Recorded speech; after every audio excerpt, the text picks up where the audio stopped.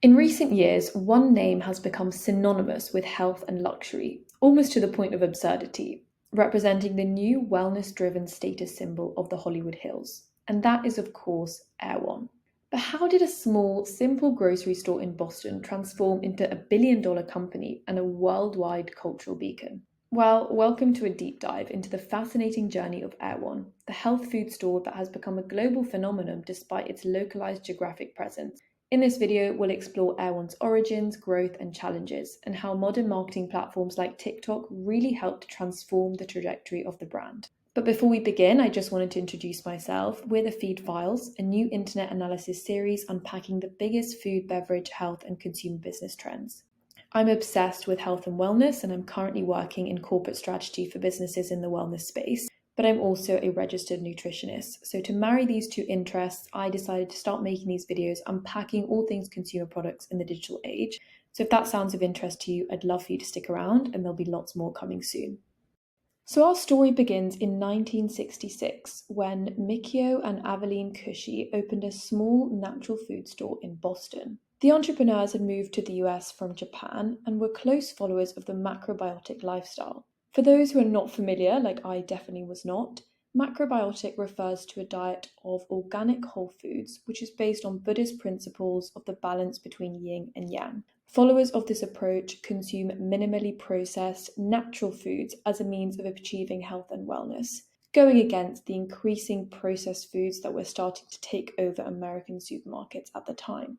Because of this passion for health, the Cushys decided to open the first Erewhon store, named after Samuel Butler's 1872 novel about a utopian society, which was a fitting choice for what they envisioned as a revolution in American eating habits. Their founder story is really fascinating, but for the purpose of this video, that's the basics about them. But really, above all, what struck me when I was researching this founder story was that while it seems like now unprocessed foods are all the rage and foods with less than 5 ingredients are talked about constantly, this was definitely not the case at the time. And Erewhon really was one of the first grocery stores to offer wholly organic, natural products, in some ways setting the stage for the modern health food movement we're seeing nowadays. In an era of processed foods and TV dinners, the Cushys introduced Boston to brown rice, miso, many of which were products that were previously unheard of in mainstream Western diets, and definitely went against the standard American diet. It went beyond the scope of just a grocery store from the very beginning. It was a place where people could learn about the benefits of a macrobiotic diet and holistic living. It was a community, a source of education and nutritional guidance with trained staff, with products on offer as well. Now, this will become clear as the video goes on, but whether you're a long-time customer or new to the brand, Erewhon's story is a fascinating example of how passion, perseverance, and staying true to your values as a brand really seems to work best in the long run, because Erewhon still today carries these principles into the products they sell, and they've been able to build a billion-dollar brand based on these very values. As the demand for natural foods began to grow, Erewhon expanded its product line to include a wider variety of health foods, supplements, and wellness products.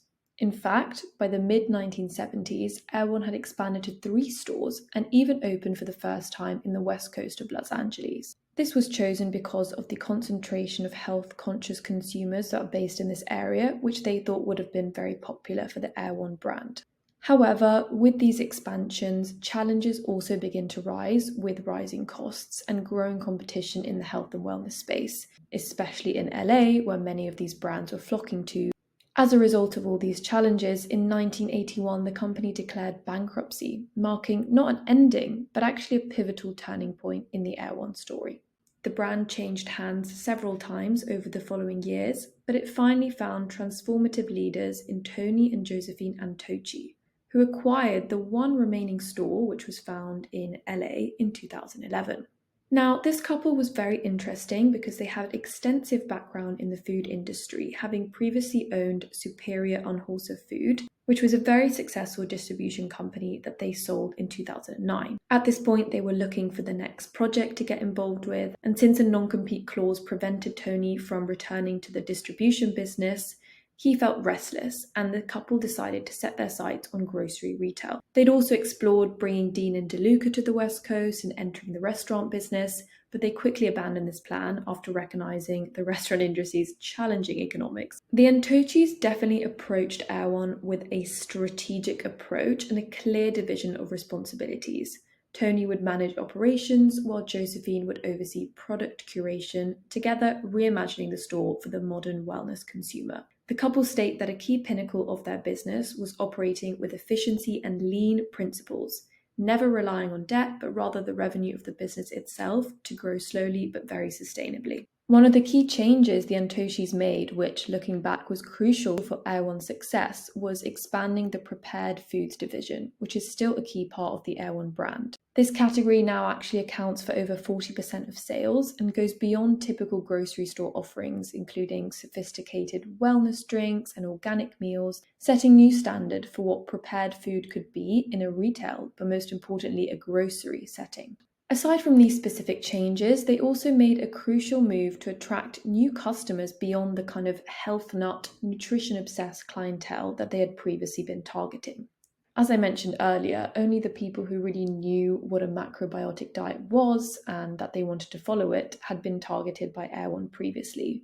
But instead, the new management intentionally incorporated a luxury retail experience designed to begin appealing to LA's most affluent customers, who also decide to be health conscious, perhaps on the side, and invest in their self-care and wellness as part of the many hobbies that they had. It was in this way that, in my opinion, Erewhon really started to pioneer this distinctive fusion of health and ultra luxury, elevating the concept well beyond what predecessors like Whole Foods had done in the organic grocery space. While Whole Foods had successfully positioned itself as a premium health food retailer, Erewhon deliberately pushed the boundaries of luxury wellness to unprecedented and sometimes quite outrageous levels. Their strategy was not simply about offering healthier options, it was about creating an exclusive wellness experience where premium pricing and unique product offerings became integral to the brand identity and really sold the products themselves. This approach is what transformed grocery shopping into a status symbol, and this unexplored intersection between wellness and luxury became a reality. Nothing really epitomizes this bold, loud, invest in self-care approach that Erewhon was launching than their infamous $30 ice.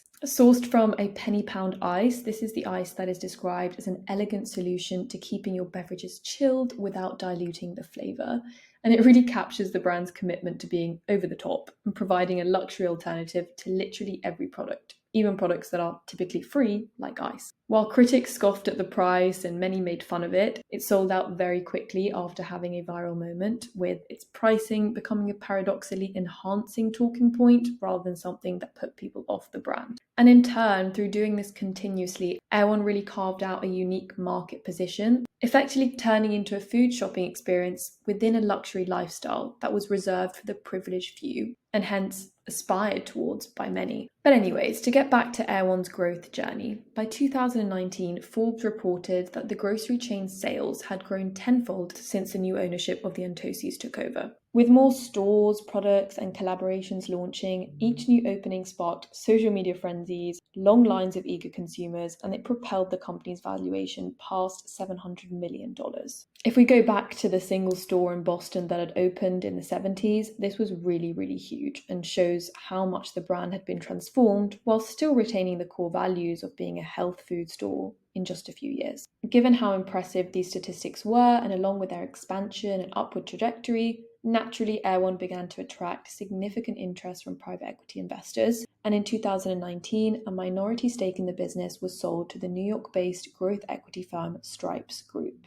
This firm had recently invested in Levain Bakery, amongst other similar food-based investments, and they had this vision to further expand Erewhon's brand by opening new stores both within Los Angeles and eventually in New York and internationally. However, at the time of this video in 2025, the New York expansion has yet to materialize, but I do think it will be in the works soon. While this investment definitely helped to streamline the brand strategy, I think the real catalyst for Erewhon's explosive growth over the next 5 years was somewhat unexpected and perhaps beyond what a private equity firm injecting money into a business can really achieve. That was, of course, social media, and particularly TikTok. What began as customers sharing their $20 smoothie experience quickly evolved into a cultural phenomenon, with celebrities and influencers transforming Erewhon shopping trips into content of all sorts. showcasing their Erewhon holes, highlighting unique products, and importantly, the incredibly high price points that sent the internet into a mixture of awe and rage at what some of the things cost.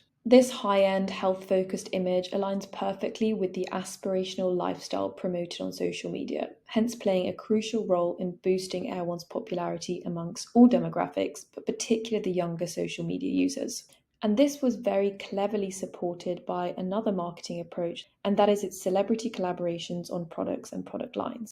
I'm sure we've all heard about these, but it was really genius, as it allowed influencers and celebrities like Bella Hadid, Sophia Grange, and even brands like Summer Fridays and Array to align themselves with a brand as aspirational and wellness-focused as Erewhon. The brand really built itself a name for being the epitome of luxury and expense.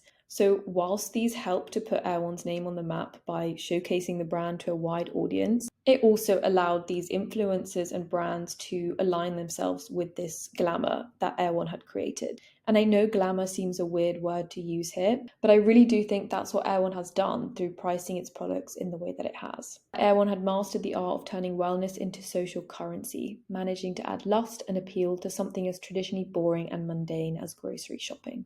Hailey Bieber, for example, and her $17 strawberry glaze smoothie became a viral sensation, covered in every corner of the internet, from Vogue to recipes recreating the ingredients and all sorts of reviews. Looking back, it not only helped Erewhon itself, but it also helped Hailey grow her personal brand as a skincare guru to align with the launch of her skincare line, Rhode. Now, as these collaborations were working, they were repeated. With Winnie Harlow, Lisa, and Kendall Jenner launching product collaborations, consumers now had endless amounts of Erewhon-related content to make. Videos comparing the smoothies, giving their opinions, and effectively buying the whole range. Every collaboration is a new opportunity to get the brand talked about and be front of mind for consumers.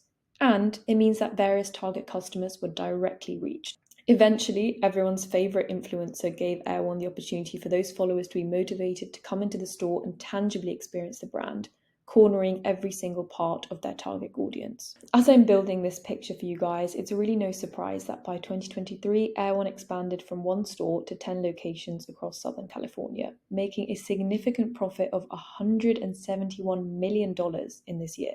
Here, I think it's really just a feedback loop of growth that starts to occur, because you have more in-person stores, which coincides with more hype on social media and an increased passion for health and wellness that is occurring around the world. So Erewhon is constantly growing its customer base at this point and growing in popularity. I found it really funny to read that real estate agents in LA are now using walking distance to Erewhon as a selling point for houses, and this just shows how popular the store is getting. I also think it's interesting to explore that despite Erewhon's physical presence being limited because it is only found in Los Angeles, the brand has garnered global recognition through social media. There's a kind of fear of missing out effect occurring, drawing both local visitors and international attention. For many people in Gen Z, a visit to LA often includes a trip to Erewhon, making it a must-see destination because of this rapid growth that has cemented its position as more than just a grocery store, but a cultural phenomenon in people's minds. The brand even moved into lifestyle clothing and accessories to help profit from this hype that has occurred globally, because it shows that even carrying an Erewhon tote bag was seen as desirable because the logo itself is able to signal Erewhon's values, prestige, and this whole clean aesthetic. And you feel like you align with Erewhon's values without ever having been in the city that it's even found in, because you can see so much of it online. And in Anna Angelik's Medium article, which I do truly recommend as well, she draws a fitting parallel to what Glossier did in makeup. Namely, they mastered the art of creating products that serve both a social and a physical purpose. Erewhon's products are crafted to be nutritious, but also Instagram worthy, combining value, use, aesthetics, and fandom. There's something enviable about being able to spend what most would spend on a nice meal on a simple smoothie, simply because it looks nice, but it is also good for you. And those things together make it so much more than just a simple nutritious choice, because at that point, people would just take their vitamins or eat some kale. This is something more than that. It's a status symbol. It's something that you aspire towards. And that's why so many brands have started playing into this aesthetic value and social value, as well as just the intrinsic value of the product. A viral moment can have such a huge impact on any business, and if a product and services simply look good, it's more likely to reach that. I do think that its meteoric rise reflects a broader shift in millennial and Gen Z spending patterns, where the focus has moved away from solely material possessions and towards more experience-based purchases and lifestyle enhancements. The brand makes customers believe that they're investing in a better, cleaner version of themselves simply by walking through the doors, as if they're investing into a form of self-care, and customers justify premium prices through the lens of the health and wellness benefits. I think the story is also a reminder of how far the natural foods movement has come and where it might be headed because of this new use of health as a luxury commodity and a status symbol for the elite. While eating organic used to be seen as extreme and in some ways uncool, it is now the ultimate goal. Affording fresh produce and building healthy routines in a time where basic things such as healthy ingredients are so expensive is something that young people are really aspiring to, and health has never been talked about so much. And Erewhon, from its very inception, was positioned to intrigue these groups and take part in these trends. Their success really has influenced the entire grocery store industry, showing competitors that modern marketing can be used in really unique ways to grow certain parts of your brand whilst maintaining what your original purpose and story was. So I'd love to know, what do you think they'll do next? Is the collaboration pipeline soon going to lose its novelty? Will people, especially at the time of global financial uncertainty and rising inequality, continue to love Erewhon hauls? Will extortionate spending at these stores not become cool anymore? Will they expand internationally? Will they be able to replicate this success elsewhere? I'd love to know what you think. But for today, this has been the Food Files. I really hope you enjoyed the analysis. And since this is my first video, I would absolutely love any feedback in the comments. Please do subscribe and comment below any brands you'd like to see, as I really enjoyed making this video. Thank you for joining me, and see you soon.